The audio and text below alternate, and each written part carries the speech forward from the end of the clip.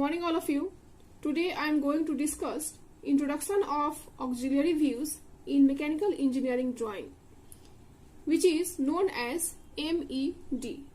So in this lecture I will discuss a study of auxiliary plane, that is introduction of auxiliary plane and need of auxiliary plane, या कह सकते हैं कि introduction of auxiliary views. That is auxiliary view को समझने से पहले हमें ये जानना होगा कि इसकी जरूरत क्यों पड़ी। दैट इज ऑक्सिलरी व्यू की जरूरत क्यों पड़ी। फ्रेंड्स, अभी तक आपने जो भी पढ़ा होगा फर्स्ट सेमेस्टर या सेकेंड सेमेस्टर में, हमने ऑर्थोग्राफिक प्रोजेक्शन में top view that is plan and front view that is elevation and side view that is side elevation पढ़ा। So इन सभी व्यूज में किसी इंक्लाइंड ऑब्जेक्ट या प्लेन का ट्रू शेप या फिर कहें ओरिजिनल शेप नहीं प्रोजेक्ट हो पाया। दैट इज किसी भी तिरछे ऑब्जेक्ट या प्लेन का, जैसा कि यहाँ पर आप देख सकते हो AC, यहाँ पर मेरा एक ऑब्जेक्ट है जिसकी लंबाई मान लिया कि 5 mm है। सो इस टाइप के ऑब्जेक्ट या प्लेन का ट्रू शेप या फिर कहे कि ओरिजिनल शेप प्रोजेक्ट नहीं हो पाया था, एवं ट्रू शेप हमेशा अपने ओरिजिनल से डिफरेंट ही होता है। दैट इज हमेशा छोटा होता है। That is in case of inclined plane के केस में जो मेरा ट्रू शेप होता है वो ओरिजिनल शेप से डिफरेंट होता है एंड स्मॉल होता है, जिससे हम मैन्युफैक्चरिंग इंजीनियरिंग या प्रोसेस डिजाइन में यूज नहीं कर सकते हैं। सो इसके लिए हमें एक ऐसा व्यू चाहिए जिसमें ओरिजिनल शेप दिखे। दैट इज ऐसा प्रोजेक्शन जो ओरिजिनल ऑब्जेक्ट को शो करे, या कह सकते हैं कि जिसमें मेरा ओरिजिनल ऑब्जेक्ट दिखाई दे। सो इसके लिए हमें क्या करना होगा? इसके लिए हमें करना ये होगा कि ऑब्जेक्ट के उस व्यू के पैरेलल एक प्लेन लेना होगा जिसका प्रोजेक्शन व्यू ट्रू शेप के बराबर हो। दैट इज एक समान दिखे, या कह सकते हैं कि सभी माप बराबर होनी चाहिए। सो इसको समझाने के लिए, that is auxiliary view and auxiliary plane को एक्सप्लेन करने के लिए मैंने यहाँ पर एक एग्जाम्पल लिया है। इस एग्जाम्पल के द्वारा आप अच्छे से समझ सकते हो कि ऑक्सिलरी प्लेन किसे कहते हैं एंड ऑक्सिलरी व्यूज किसे कहते हैं। So let us consider an example in which ABC is a plane. That is ABC एक प्लेन है जिसमें साइड AB का फ्रंट व्यू, हम जानते हैं कि किरणें जो इस लाइन पे पड़ेंगी वो ऑलवेज परपेंडिकुलर पड़ेंगी।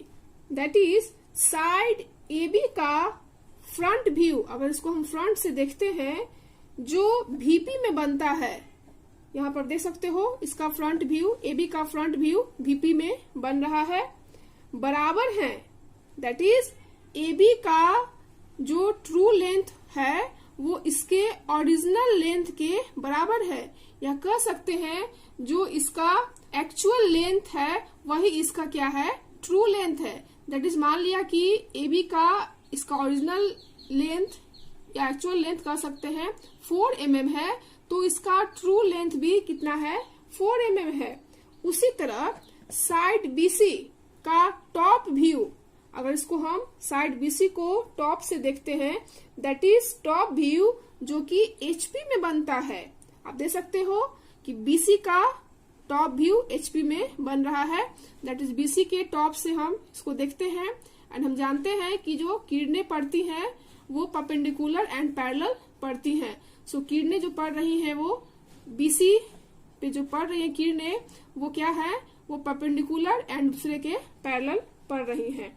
सो साइड BC का टॉप व्यू जो HP में बन रहा है वो बराबर है दैट इज इसका जो ट्रू लेंथ है वो एक्चुअल लेंथ या कह सकते हैं कि ओरिजिनल लेंथ BC के बराबर है। दैट इज BC अगर मेरा यहाँ पर 3 mm है, सो इसका ट्रू लेंथ भी 3 mm है। दैट इज दोनों व्यूज में ट्रू लेंथ बनता है, that is front view and top view. But अगर हम यहाँ पर साइड AC की बात करें, देन साइड AC का ट्रू लेंथ ना तो VP और ना ही HP में बनता है। दैट इज साइड AC का जो ट्रू लेंथ है वो VP और HP दोनों में ही नहीं बनता है। दैट इज साइड AC का ट्रू लेंथ मालूम करने के लिए हमें एक प्लेन XY AC के पैरेलल कुछ दूरी पर रखना होगा। दैट इज यहाँ पर AC के पैरेलल एक प्लेन XY को यहाँ पर रखना होगा एट सम डिस्टेंस, और इस तरह से कि side AC that is AC के साइड से गुजरने वाली सभी आई रेज या कह सकते हैं कि सभी किरणें उस प्लेन पर परपेंडिकुलर हो। दैट इज इस केस में जो मेरा ट्रू लेंथ होगा वो ओरिजिनल लेंथ के बराबर हो जाएगा। दैट इज इसके बाद प्लेन XY पर साइड AC के द्वारा बनने वाला व्यू एडिशनल व्यू या कह सकते हैं कि ऑक्सिलियरी व्यू होगा। दैट इज साइड AC का या कह सकते हैं कि इंक्लाइंड ऑब्जेक्ट या तिरछे ऑब्जेक्ट का ट्रू शेप मालूम करने के लिए हमें एक plane that is XY plane इस लेंथ के या कह सकते हैं कि इस तिरछे ऑब्जेक्ट के समानांतर कुछ दूरी पर रखना होगा, और इस तरह से रखना होगा कि साइड AC से गुजरने वाली सभी आईज रे उस प्लेन पर परपेंडिकुलर हो, सो दैट इसके बाद प्लेन XY पर साइड AC के द्वारा बनने वाला व्यू एडिशनल या एक्सिलियरी व्यू होगा एवं प्लेन XY एडिशनल या ऑक्सिलियरी प्लेन कहलाएगा। नाउ यहाँ पर हम देख सकते हैं कि फिगर में प्लेन XY एक लाइन या स्ट्रेट लाइन XY की तरह दिख रहा है।